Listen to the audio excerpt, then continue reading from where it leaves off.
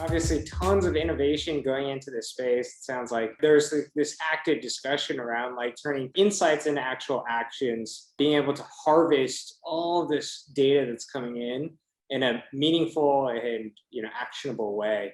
Tom, obviously you've been in this space for a few years now, and it seems like you've loved it enough to stay in this space. What have been some of the most challenging and also some of the most exciting aspects of building technology for this industry? I think some of the most exciting things really has been there are people that are doing circuit designs and radio designs that have never been done before. So understanding what they're doing, how they're doing it, not to the point where, I could do it myself, but understanding what they're doing, what the strengths of what they're doing could mean to customers, and then really getting a chance to work with the folks that are building the solutions, building the sensors, building the gateways, working with the sales and marketing folks, and then really ultimately working with the customers. That's the real fun thing.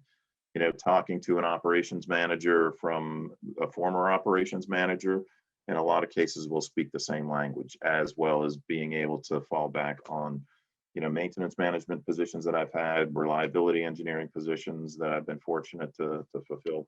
So really getting to talk to the folks and sharing experiences, and then ultimately understanding where their pain points are and helping them with a solution that makes their problem go away and helps with their work-life balance.